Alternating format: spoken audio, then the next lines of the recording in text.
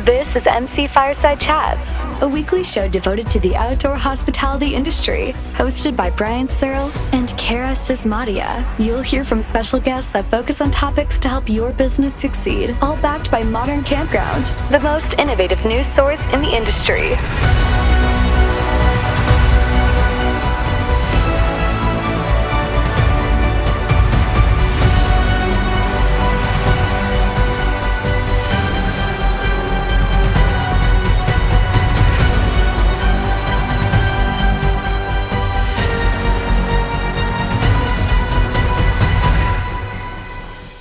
Everybody to another episode of MC Fireside Chats. My name is Brian Searle with Insider Perks here as always. Sometimes, maybe, hopefully she'll be here the whole time. My co-host, Kara Sismadia from the Canadian Camping and RV Council. Super excited to have her input as always.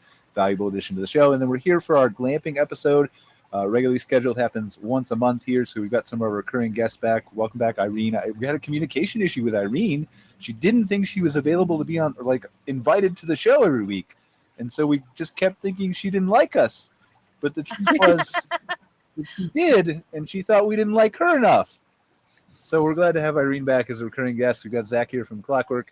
We've got Connor from the Glamping Association. We are missing David Smith today. He's traveling, so hopefully he'll be back with us next month. So guys, before we get started, I want to thank I always forget to do this, our sponsor for this episode, which is Horizon Outdoor Hospitality. I have a graphic somewhere for them that I'll pull up here. Horizon Outdoor Hospitality, Campground Management, RV Park Management. Just really great group of people to work with. Scott Foose is the CEO. He's a regular recurring guest in week one. But if you guys are looking for anything like that, consulting, management, things like that, then Horizon is one of the better players in the game. Along with other people, right? But Horizon's a good one. So we're happy and grateful that they're a sponsor of the show. And give them a call if you think they might be able to help you. So what's on our agenda here? We've got John and Tameika, so I feel like maybe we should have John and Tameika, our non-regular guests, introduce themselves first, tell us a little bit about themselves, and we can kind of take it from there. Yeah, sure. I'm John and Tameika Romes. We're both from Evolution Glamping. We're based out of Alexandria, Virginia. That's right outside of DC for those people who don't know. So we service the DMV area, DC, Maryland, Virginia. Up to about 2 hours out from Alexandria. We're a pop-up or mobile glamping company. So we'll set up for weddings or any kind of events like that. And then we are also getting into some permanent sites. We have some permanent sites on other people's lands. One in Damascus, Maryland, and another one coming soon, also in Maryland. And then hopes to get some in Virginia. So how did you guys, just briefly tell us, and we'll talk about this as we go throughout the show, right? But how did you guys get into this glamping industry? How did you start? So we actually, I'm retired Army, and Tameika is also, she's reserve. And we had this thing called forced camping for our entire careers, where we had to go sleep on the grounds outside. And we liked the outside, but we realized that sleeping on the ground is overrated. So we decided to help people get outside, and we wanted to do that. And we were like, how do we get more people outside? We found glamping, and it really just started merging together. So it was a perfect fit for us. So I don't want to put you on the spot, but I'm going to anyway. What is the difference maker, right? Why are you guys different than some of the other glamping options that you've seen? Or why, and I guess a two-part, right? Or why did you head in the direction that you currently did with Evolution Glamping? I think for us, what makes us different is that we really do focus on getting people outside in a easy and comfortable way. We set up everything for them, beds, where they need it. If it's in their backyard, we bring out everything and set it up. All they have to do is enjoy. And that's our primary focus, is just getting outside and reconnecting with nature and each other. Good answer. All right. That could be a whole new category of glamping too, is just forced glamping. People, it's a whole experiential based thing. People who have a hard time leaving the office, they have to glamp. So I like that. Actually, it's really not a bad idea. And to be clear, we don't want to force anybody to do anything, right? but when you talk about Americans and their unused vacation hours that go to waste every year, there actually was there's a policy I'm going to try to start at our company when we get the right, it's a benefit that's on the list, but I've read other companies who have created this, you have X amount of vacation time, But then in addition, as a separate benefit, you have a pool of money that you can use toward vacation every year. But the only thing you can use it toward is vacation during your vacation weeks. And so it kind of gives that extra incentive for people to actually use their vacation time. So it's an interesting thing, right? So they need gently nudged, not forced. But sometimes you deserve a vacation. You should just take it. And glamping is obviously one of the best ways to do that. So it is hilarious. We have to incentivize people to take vacation. I know. Yeah. I know. I mean, to me, like, to be fair, like some of us, like I'm insane. I like work. And so I do love vacation and getting outside and hiking and all that kind of stuff. But I also love work. So I feel like I'm on vacation when I'm working. It's very, I don't know. I'm weird. But Yeah. Yeah, you're weird. I'm curious to know from John and Tameika about the decision to do the kind of focus on the model that you're using, where you're kind of mobile and able to set up, as opposed to, I know you mentioned you have some static properties now, but how or why you decided to start that way? We decided, we realized that there's a lot of people who have, land in Virginia that's just being unused. Either it's just sitting there for families or, and they have it, but they don't know what to do with it.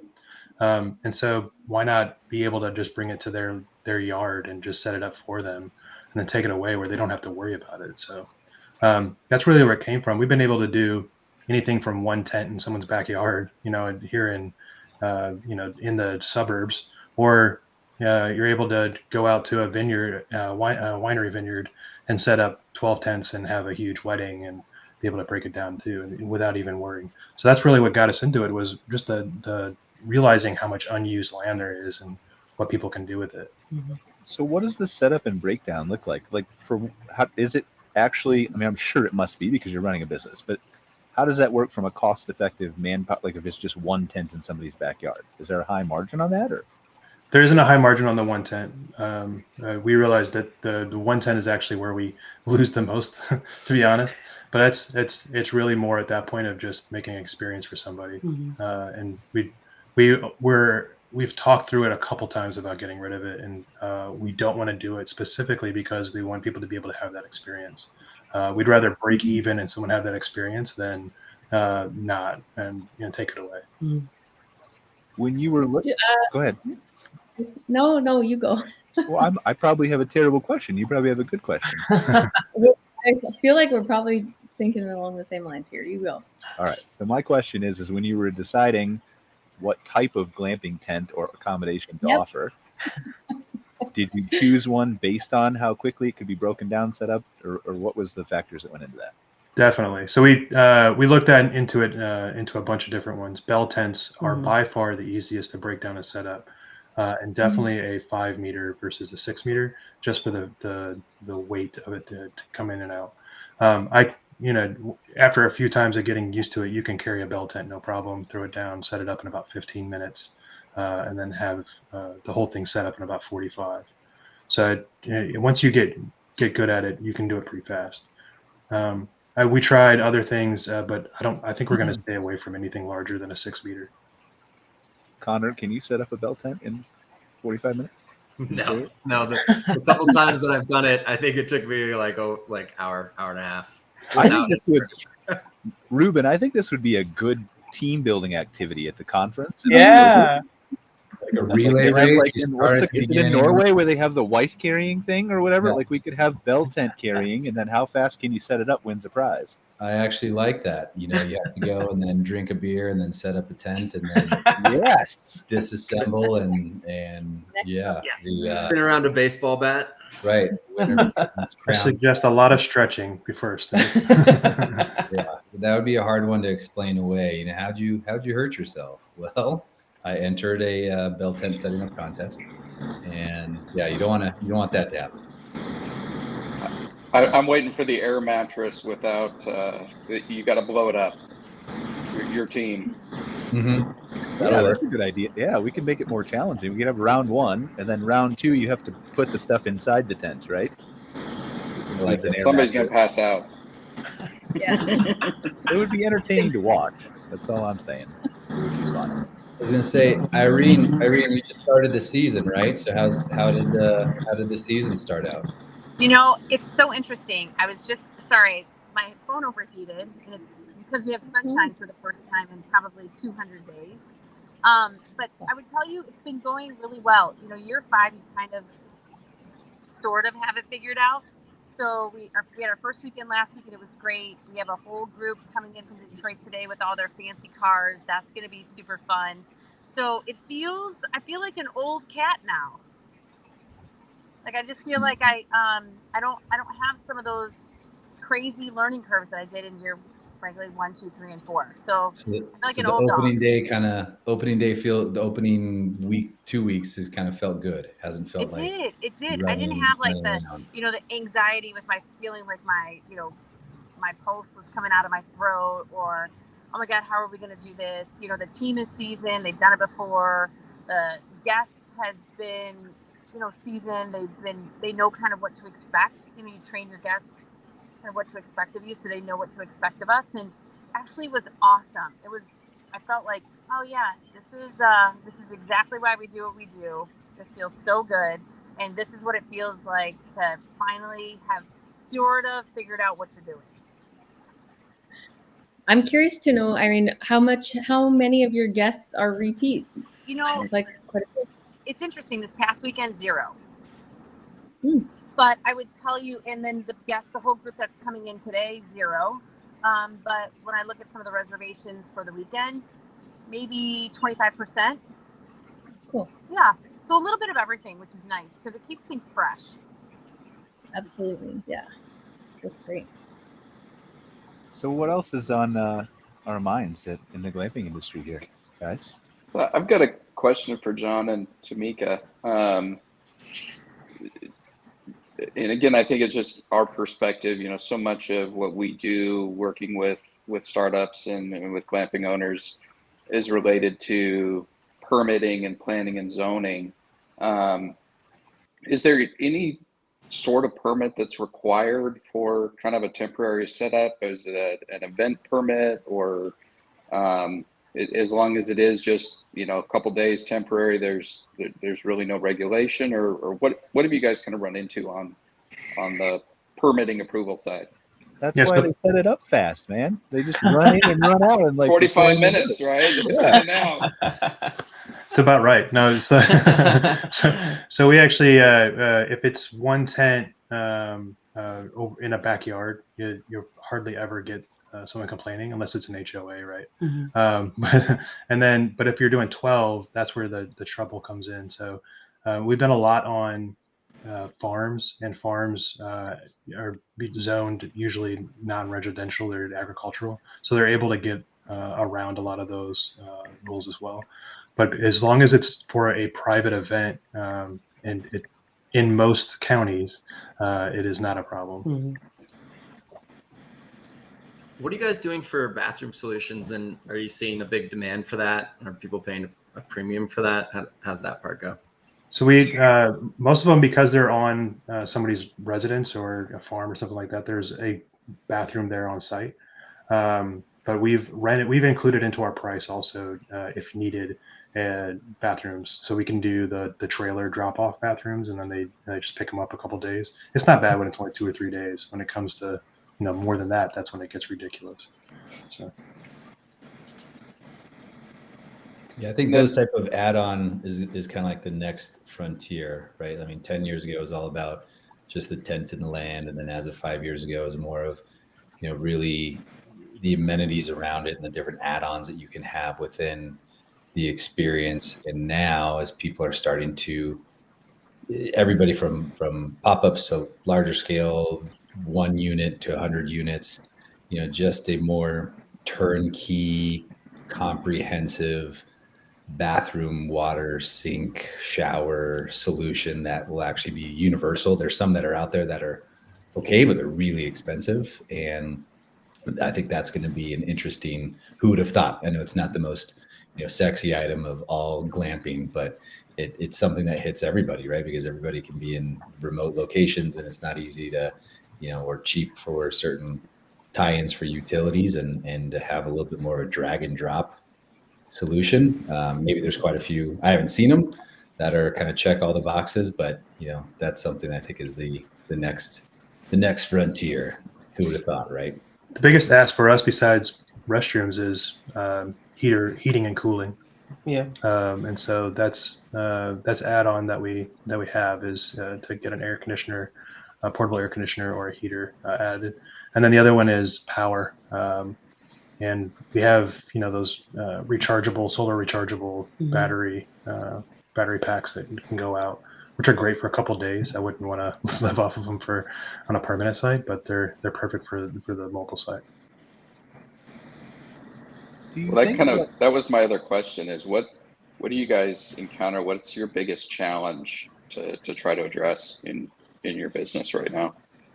Really hard ground. No, I'm just kidding. It's it's just getting the word out to people of what mobile glamping or pop-up glamping really is. It's kind of unheard of, and people just go to a venue. They'll go to a winery or they'll go to a wedding venue and they'll say, "We want to do glamping. Do you know anybody?" And unless we are connected with that venue, they have no idea that it's even a thing. So we're trying to educate event planners and venues on the ability to get this. Well, what was like? I just want to interject. Do you mind if I interject really quick? I was just listening to you, and one of the things that I know just in our area, there's a lot of these visitors bureau or business centers that have ABOs, like after business hours, where you could pop one up and put an experience in. Cost you nothing. It's a little bit of free marketing, but what it does is it exposes you to other businesses in the area, whether it's restaurants, hotels, event venues. I mean, I just did one 2 weeks ago in our town, and whoever is trying to feature a business, they always kind of have that there. That's a really nice way of you getting in front of. Also, just showing them what revenue can look like. It's really hard, I know, as a business person, when somebody's always trying to pitch you an idea. Like, hey, listen, let's give you a, right now it's really, obviously everybody knows this, like the cold plunging or the saunas. And so we'll have somebody who has a mobile sauna or a mobile cold plunge, and they'll come over and they're like, hey, listen, do you have 5 minutes? I want to just show you this. The reality is everybody's just time crunched, and there's a pull in every direction from everybody that wants either a piece of your business or to see your business, like to say, hey, listen, can I sell you coffee? Can I sell you a mattress? You definitely need me for your whatever it is. I just think that just presenting them with like, this is how this enhances your business. It'll cost you nothing. We'll set this up. We'll do a revenue split of 50-50. And we'll try it for 3 weeks. If it works, great. We can add more. If it doesn't, I'll pull it. No harm, no foul. Because I think that it's hard. And as you guys know, you're starting a business too. You have to make a lot of decisions pretty quickly. And sometimes something feels like a heavy lift, or it feels like it's overwhelming because it's not your core business. But by you saying, no, this is my core business, I can help you increase revenue. I'm happy to do a revenue split with you, or I can show you how this could be really effective. Here's 3 ways we could style it. I need 2 minutes of your time. Let's just try it for 3 weeks, 2 weeks, one night. And if you hate it, I'll take it out. We'll have a conversation again. That's a really effective way, I think, particularly for something that is non-permanent, right? You're taking the lead, showing dollar, because everybody is dollars and cents. Yeah, that rev share model has really worked for our. That's exactly what we're doing for our permanent sites on someone else's land. Is that rev share, and it's been extremely great. Yeah. And then we're preferred vendors now in a couple of venues. That's really pushed us, elevated us very quickly, because they want to push us and use us every single time. So yeah, I appreciate that. What's the scalability of this? Let's say 50 venues want to have you, wedding venues. What's the ability to be able to scale? So right now we have 12 tents. We're going up to 20 by the end of the year. We don't know if we want to go any higher than that. We've talked about possibly franchising, but it just gets to the point of, either we'd have to expand our business and start hiring other people to go other places and be located so we can kind of quickly disperse them as needed, or we'd have to kind of franchise it out another way. So that's where we're stuck, as one of those two options. So probably have some I was just going to say, you probably have some underutilized assets when you're not deploying them. Have you thought about partnering up with a rental company to say, hey, listen, midweek, if you need some interior rentals for, and I'll just think of styled shoots, trying to think of some other things like corporate events, because it's, in summary, it's kind of like a rental company with the exception of the permanent ones that you guys have on the farm. So anything that's underutilized, have you looked to explore other ways to deploy the asset? No, that's really smart. We can definitely look at partnering with a rental company, because there's always someone that looks. We actually rent out just a tent or just some things as well. So partnering with a rental company to say, hey, if you need, this or that or the other, kind of give them an inventory sheet of what we have, because it's a lot. Yeah. And I think that's like the secret there too, because that's for permanent or temporary or pop-up, is that everybody has the Monday, Tuesday, Wednesday that everybody's battling. And some people have figured out how to plug in and utilize those days or those assets. And some it's possible to do really well and some haven't. But I feel like that is definitely like a cheat code, right? Something that when people can actually figure that out, it goes such a long way, because no matter what, unless you're in, very limited markets, there's a level of seasonality no matter what. And so if you're already kind of, swimming up against the current no matter what because of seasonality. So then on top of that, if you can't rent 7 days out of the week, you're just losing that income. And I think permanent sites, large, medium, and small, temporary, I think that's a good point that everybody has to run up against. And some there's an easy answer and some not, but those that figure it out, man, that makes a huge difference. What I was going to suggest is actually the opposite. I would tell you to look into concerts or live music type events and functions.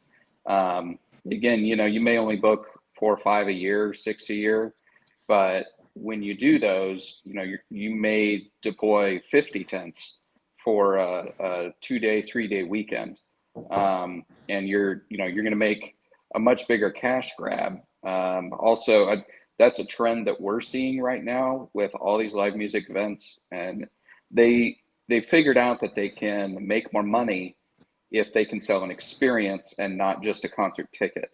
And so now you're starting to see these package deals where it's a VIP ticket, it's preferential staging areas, getting those people that are willing to pay for it closer to a stage, giving them access to an open bar for the duration of a show, and then giving them a place to crash when everything is done and over with.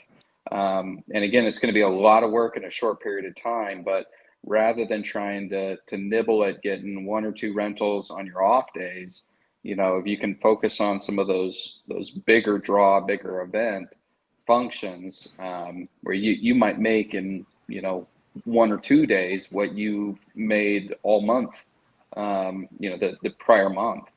So that would be one of my suggestions is, and I don't know if there's an amphitheater or a live music venue or outdoor concert venue that's near where you guys, or if any of the venues that you're working with offer that, but that would be another suggestion. And then I would just kind of add another thing to do is there's a lot of, at the cost, you bell tents now on Walmart's website, Costco, they're showing up. One of the ways to capture some of the revenue could be through your social media following or creating online, just to get passive drop through revenue from creating it, showing how to buy it, because ultimately people will pay for it once, but would they pay for it a multitude of times? Because in the multitude of times, they likely could just buy it and keep it in their garage. So that's another option too, is for you to put together like an online Amazon store that says, hey, listen, if you guys want to do this, this is what it looks like. You didn't set it up, but you got the click through and the cash from somebody purchasing it through your Amazon storefront. I mean, I know people that are making a ton of money doing that right now. It's crazy. See, so this is why I love the show, just to be clear, because everybody here gives great advice, and that balances what I'm about to say. So I feel like if you're in Alexandria and none of these solutions work for you, right? Just in the middle of the night, go set up one in the back of a senator's yard and the media coverage you get from that will surely get you business. We thought about setting them up and then having people pay us to take them down. Right? Like we're just gonna set it up and be like, hey, if you want it down, you got to charge us, Like the flamingo fundraisers. It's actually interesting. I posted something about that on LinkedIn the other day. I found this great meme of this guy who built a zoo or something. I can't remember the exact post now, but he built a zoo and he charged like, I don't know, X number of dollars to come in, and nobody was coming in. So he lowered the price again and nobody was still coming in. So finally he lowered it again and nobody still. And so then he made it free and a bunch of people came. And then when they all came in the zoo, he locked the gates and let the lions out and charged them $500 to leave. That's one way of doing it. I think the moral of the story was basically like, be careful what you get for your business that's cheap, because it's doesn't always work out that way in the long run, but it's interesting. Quick, because I think Irene, you had hit on this earlier, but this is a question for the group too, just out of curiosity and, for the operators, but then also for everybody else, because I think now, as we talk about the saunas and the hot tubs and all these add-on amenities, what is everybody seeing that people are asking for or wishing that they had, or add-ons that are working? Because, to your point, there's some of these that, just take the sauna, for example, is a good, example.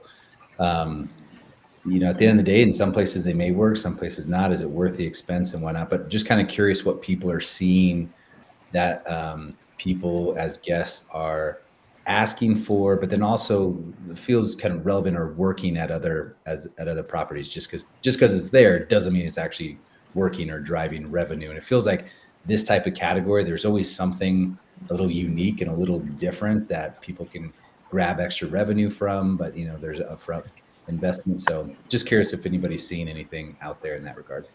Yeah, we've actually tracked the data on that for saunas and hot tubs, and it's pretty remarkable. Like, one of the biggest boosts that you can make to your ADR, aside from bathroom and food and bev, is a sauna or a hot tub.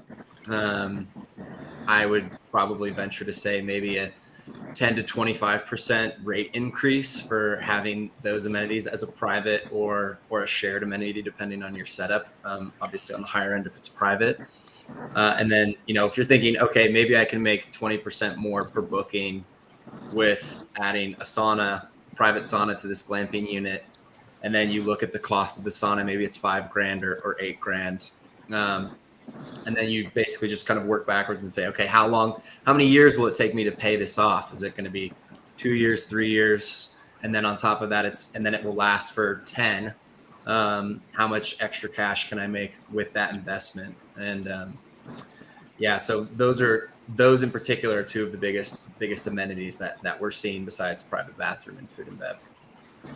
Yeah, I think on our end, the feedback that we get often from clients and from operators is that everybody says they want a sauna, and as Connor said, they're willing to pay more for it. But a lot of times they go unused on a property. Like if you made the investment, you had it. Some people may say, well, I don't care. We're only going to be there 24 hours or 48 hours, and I don't value that enough. I'm not going to use it. It can also be a real headache. I had one operator that told me this whole horror story where they had brought in a couple of saunas, and within a couple of months, they ended up getting just absolutely flamed online, and it ended up resulting in a lawsuit that they had a guest that had stayed with them, had used their sauna, and had developed some type of a rash, a skin reaction after doing so. And there was like a perfect line on their chest, like right where the water level was.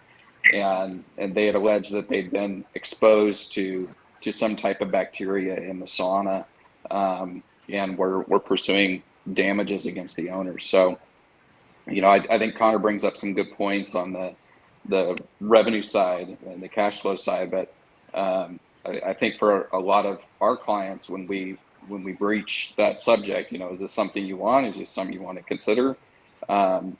There's some operational questions with it. I almost think, Brian, we could do like a dedicated episode call it the pool sauna grunge match, where we we bring in like several of these different vendors, because I think there are options. I think most everybody's probably seen like the cedar sided hot tubs, or a smaller hot tub. I actually got connected with a new company that's launching right now that's doing precast concrete outdoor tubs that are wood fired outdoor tubs. It looks like a really, really cool product. He messaged me on LinkedIn too. Is it the one from Europe? I don't know where it's from. I think the name is They're Oku, like single, like they look like bathtubs almost, not hot. Yeah. Not square. Yeah, but they're comfortable for two people to sit in. Yeah, but they're wood. Yeah, they look really cool. But those things, those are all meant to basically be filled and completely drained between each guest. So I think there's less of an issue of some of the liability concerns. But now it becomes a maintenance operations piece, right? Like this has to be done every time you turn the unit. So I'd be curious to hear, Zach, and maybe you can't speak to this, but do you know if there's any kind of insurance issues or things arising from this when operators do choose to put these amenities in? I'm not sure on the spas. I mean, I imagine that it is probably something you want to notify your insurance carrier that, hey, we're adding this as an amenity to make sure you're covered. There may be an additional rider or something that they need to add to that. We've actually been going through this on a current project right now that has a very large pool and lazy river. And there was a question of, are we going to be required to have lifeguards? And the client said, well, we own several other properties with swimming pools and we don't have a lifeguard anywhere. It's just, people swim at your own risk. And this property is a little bit different, and we're bringing a little bit more to the design of the table on this one. And so we're actually going back and looking at, is there a state law or state requirement that would necessitate lifeguards on duty for that?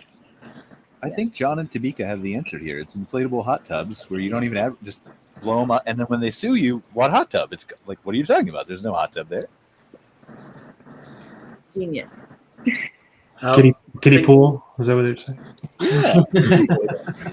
One thing I might add is from an operational and maintenance perspective is that, Zach, I believe you were probably talking about a hot tub, right, with water. Saunas, which have come with quite a high maintenance of like balancing the pH and the chlorine and the filters and the changing out the water and things like that. A much simpler and low maintenance amenity is a sauna, which has no real water. You basically either just have wood fired or electricity. There might be some sort of liability that still comes along with that in terms of maybe someone could accidentally burn themselves on the hot stove, which is a risk. Inside, everything is operational. Go ahead. It is much simpler to maintain. Everything has its operational challenges, right? Like, to be sure, it's just whether you feel comfortable overcoming those for that increase in price or whatever it is to achieve the experience you want to deliver to your guests. I was just going to say that. I was, Zach, I was listening to kind of your description of the hot tub and risk and liability. And, in 5 years, we have engineered or re-engineered camp, a dozen times to engineer out risk, whether it was the initial construction of the tents or it was its position, or I can't, the amount of things that from an operational standpoint that had to be adjusted to manage risk is pretty significant. Just for anybody that really is thinking about operational insurance, I think the reality is just to be very candid with whoever is putting together your insurance. And then, if you have it where you're talking with an attorney and you're saying, hey, listen, I want to manage risk and I want to protect my investment. What is the waiver that needs to be signed? How are we ensuring if something does happen? All of those things that just come with it. We think about thunderstorms and lightning strikes and, being bit by something that could cause it, or being burnt by a campfire. All of the things I kind of tease everybody. It is one of the hardest things I've ever had to run because there are so many ability to be able to operate. And I think it's underappreciated, but just making sure you have a really good team who are watching and We lost you a little bit at the end. Oh, you did? Yeah, I think Sorry. yeah. Now you're back. So if you want to repeat your last two sentences, that's the only thing I I missed. just was gonna say, I just think making sure you have really good insurance and a very good attorney and a good waiver, and then just train your team, and you're constantly evaluating your risk and saying, oh boy, we got lucky there. Let's re-engineer that part. Oh, we got lucky here. Let's re-engineer this part. Just being very, I would say, if I wouldn't put my mom in it, if I wouldn't put my dad in it or a kid in it, we probably shouldn't be doing it. So, that's just the reality of an outdoor business. Yeah, this so is I'm why curious. I own a marketing agency. I'm too scared to own a glamping or it terrifies me.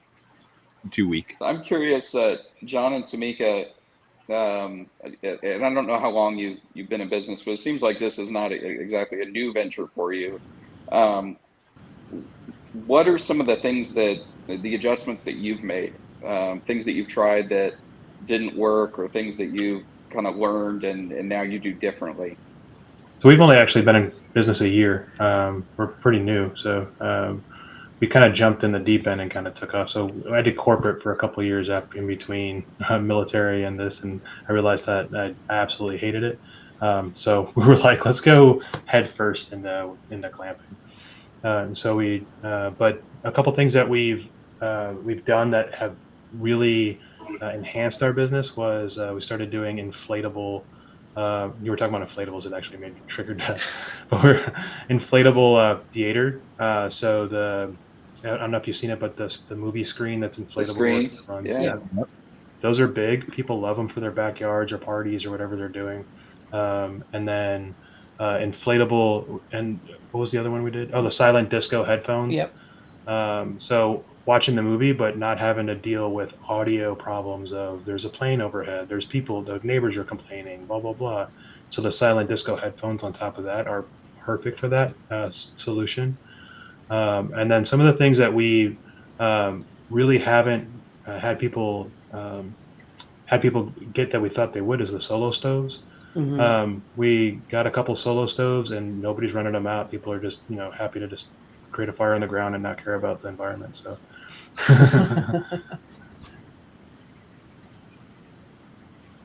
All right. Well, if everybody's going to be quiet, I mean, what else is going on? There's got to be something you guys have come across in architecture or consulting or reporting or data analytics.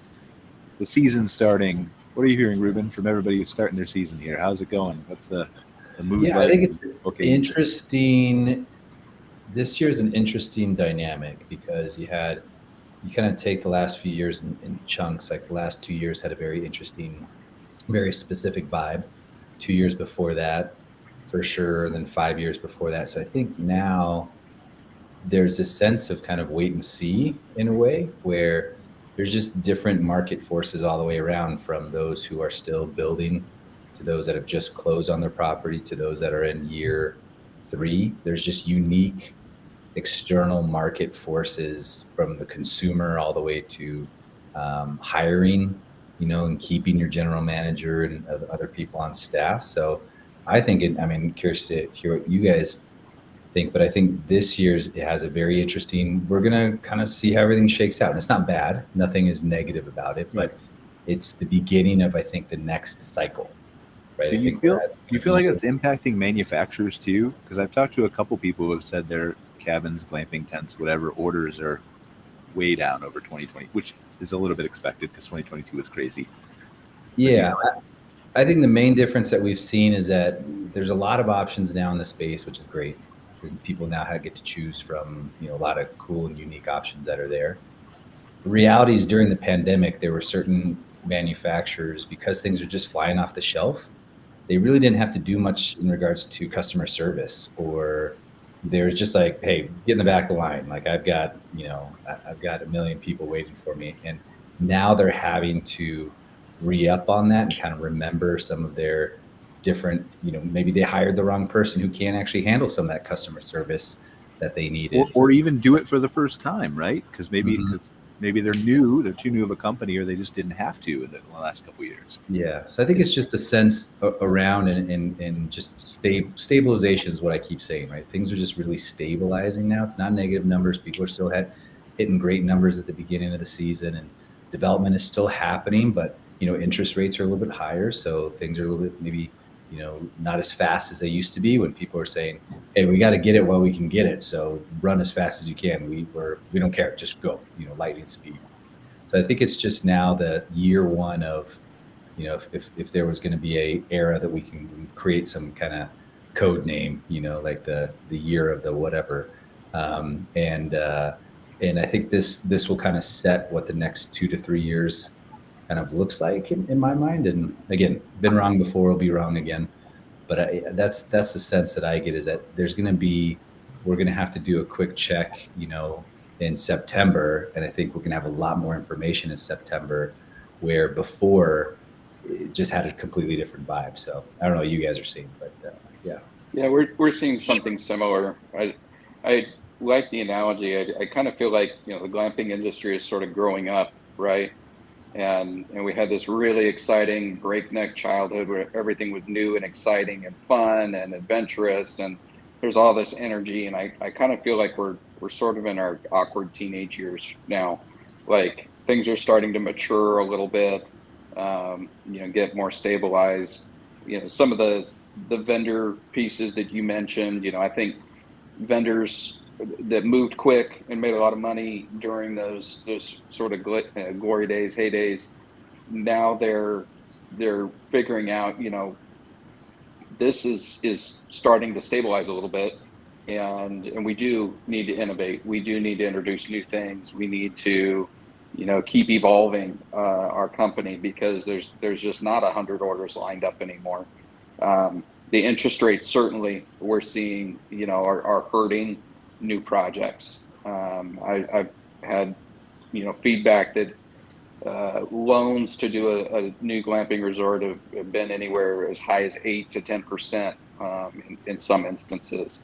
And especially for small operators, the institutional capital guys that are rolling out 50, 60, 80 units, they don't like a 10% interest rate, but it's not going to stop them from doing a project. Where we're seeing that pinch is going to be in smaller operators,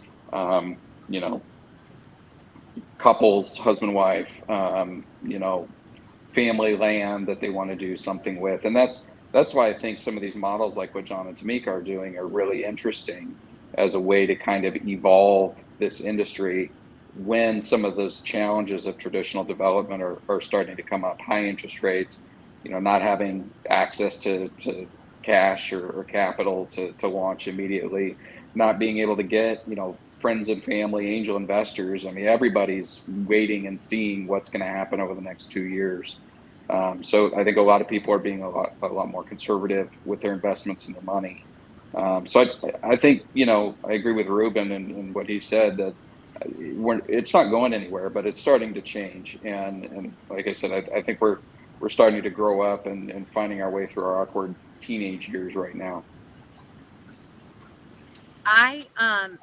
I second or third the motion. One of the things that from an operator that I see is that, there are, just like you said, and Ruben, you probably know the percentage, but the percentage of those that have multiple sites, and then those or we would consider kind of national brands, and then the percentage of them that are mom and pops, that they're just 1 and 2 owner operated. Maybe they have 1, maybe they have 2, but they're actually operating it.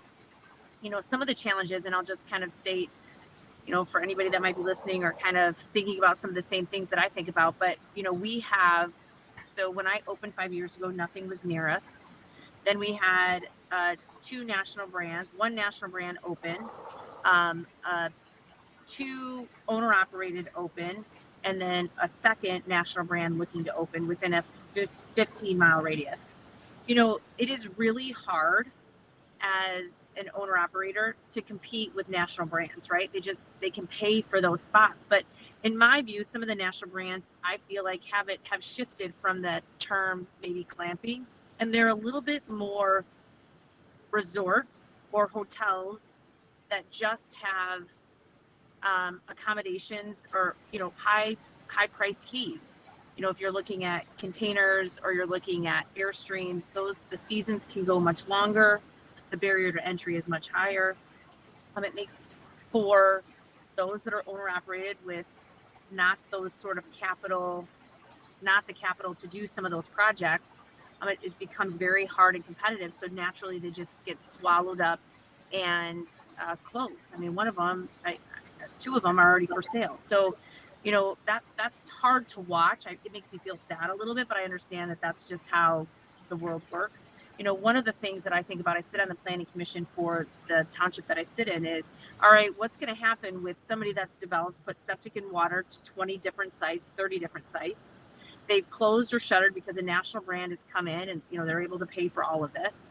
What are they able to do? Can they convert this over to tiny home PUDs? You know, because you don't want that stuff just sitting empty, and you want to be able to find different land uses for some of these people. So one of the things that we're exploring and trying to help explore is, all right, listen, if somebody has 20 sites where electricity and sewer and water have been brought to, can we convert those over to tiny home subdivisions? You know, so it's just so interesting to see this industry move hot and fast, and really at the forefront. Accommodations are shifting, and it's so much fun to be a part of. So I'm very curious, and Ruben or anybody can answer this question, but from a perspective of a big group coming in, and obviously we stipulate that they have more capital, but besides the more capital thing and the willingness to deal with higher interest rates, what really is their leg up in today's world when technology and marketing and AI, like, there's things that really level the playing field in almost every other aspect, isn't there? Well, yeah, and you guys, I'm sure everybody has a different opinion, but I mean, any type of project is just so hard regardless. You know, no operator has ever turned back around and said, wow, that was a lot easier than I thought that would ever be.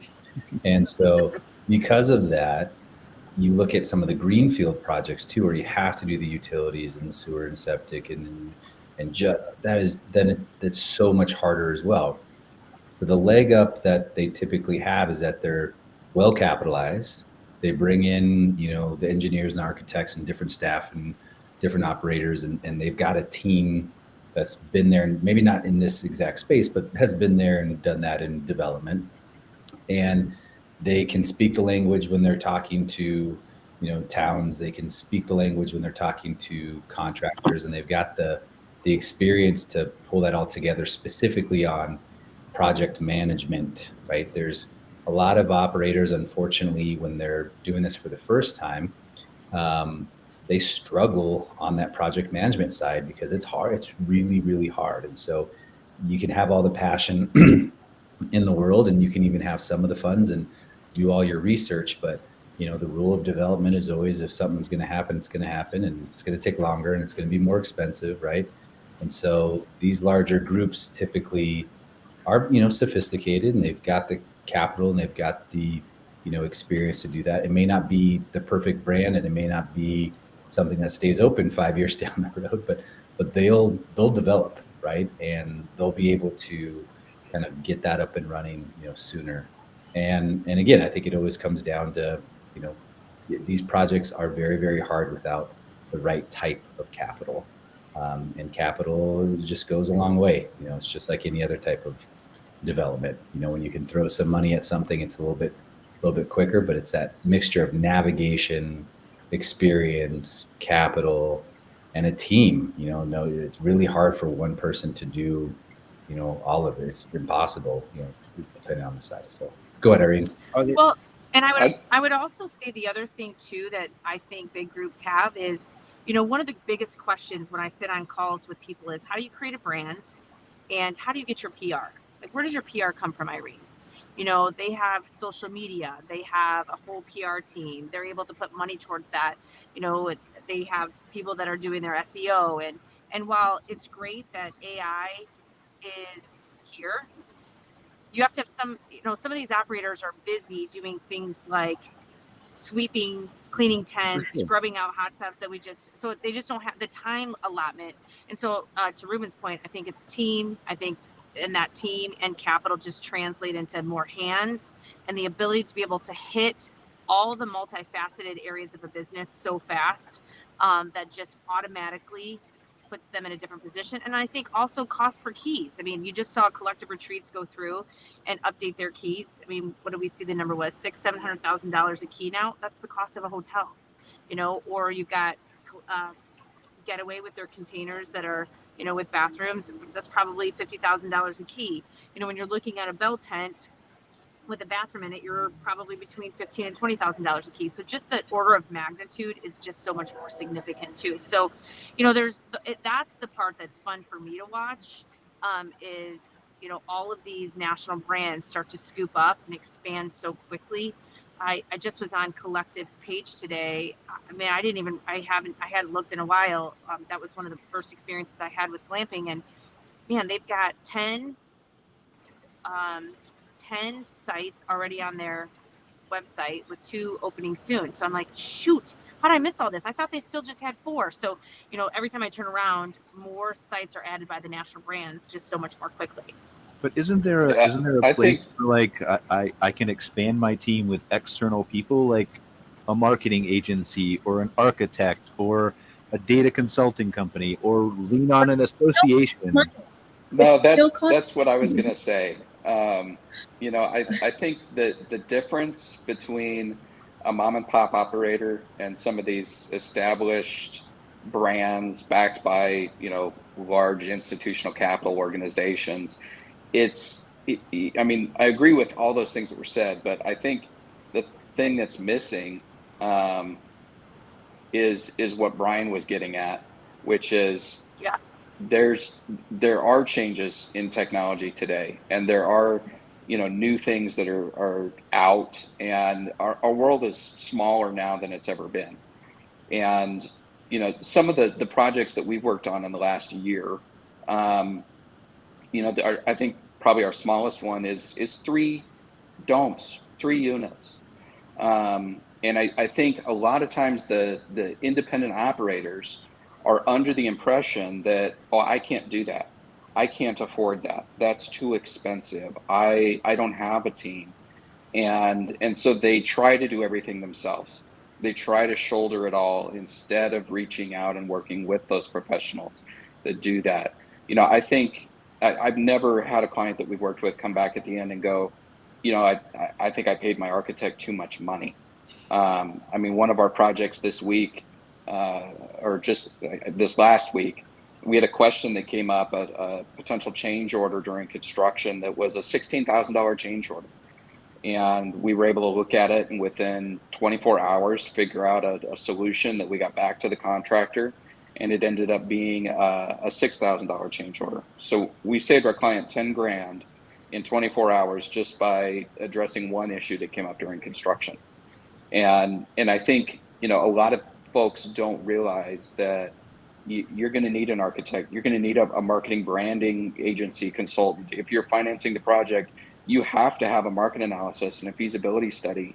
And there's people that are out there that this is what we do, and we're willing to help you. And I think, most people kind of are the people that are not taking advantage of it, I feel like, are self-defeating, that they're the ones saying, oh, I can't afford it. I don't have the money for that.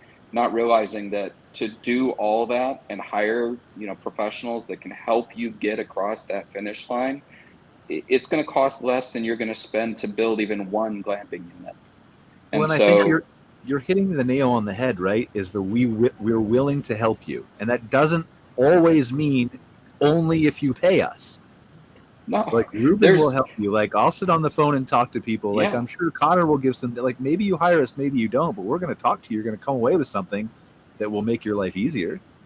Well, 3 to 4 times a week, I spend an hour on the phone with somebody that maybe needs me, maybe doesn't need me, but I can be there to answer questions. And sometimes I get a call 6 months later that says, hey, we talked a while back, we finally got land, we're finally ready to move forward. Sometimes I never hear from them again, but I kind of chalk it up and say, it's my investment in the industry that we're involved in. Yep. If I'm able to help that person, it's helping the industry as a whole.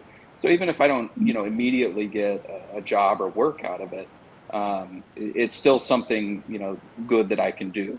And I think in general, this industry in particular is especially good about trying to help people get started and get into it. So I think that's the difference between independent operators and the institutional capital. I think it's more of a mindset.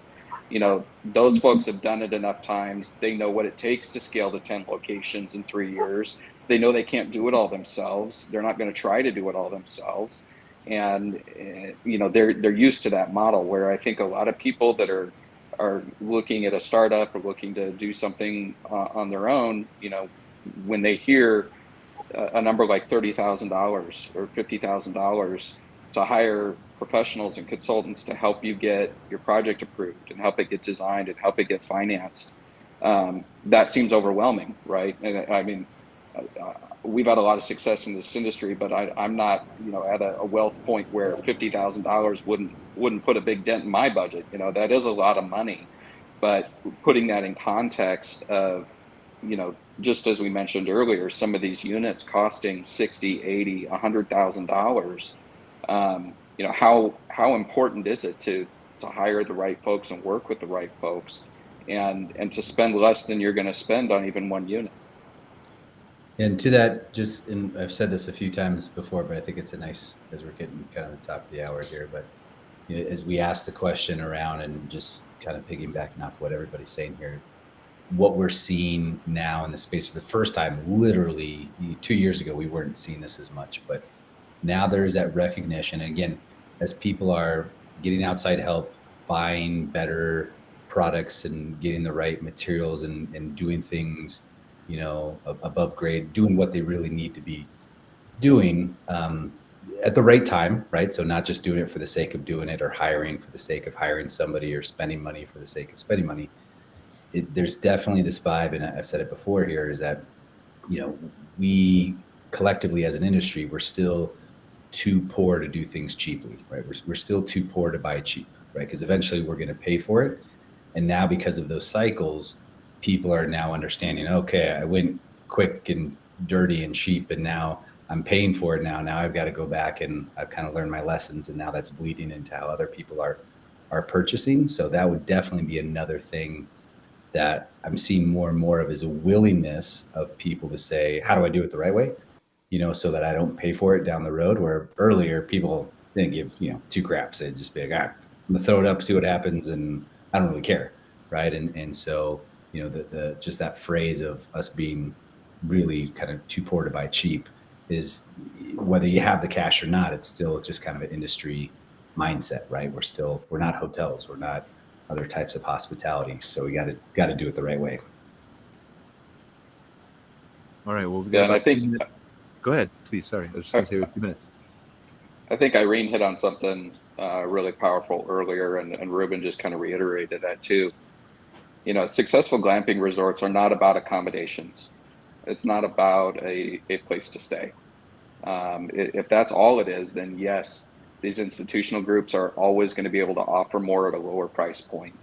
The way that you set yourself apart, the way that you differentiate, is that you're offering an experience, a hosted guest experience. So all these other things that we talked about, whether it's hot tubs or partnerships with other groups or venues around, whether it's offering something that's part of a bigger experience like a wedding, I think that's still going to be the differentiator in the industry.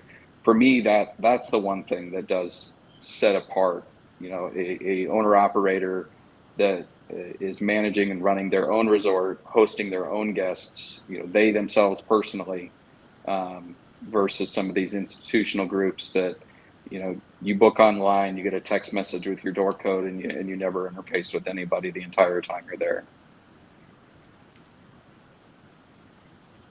All right. Any final thoughts here we've got in the last minute from anybody who wants to wrap up? John and Tameika, anything? Parting words? Yeah, I mean, you guys talked about not being able to tap into the the capital and all that, but the real thing that's really helped us was we're part of a network of other mobile and pop-up companies, smaller, throughout the entire country.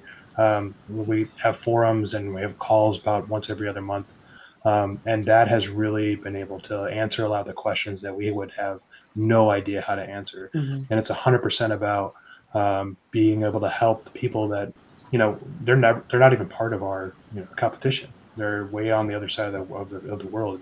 Seattle is the other side of the world to us, so it doesn't matter. And we're happy to help and answer questions and all that. Yep, for sure. And I think that's a kind of a a built-in part of our industry here. I think that makes us kind of special. And Ruben has his calls weekly. Well, that was canceled today, right, Ruben? We got to have it again. I'm missing it. Next week. My weekly fix. All right.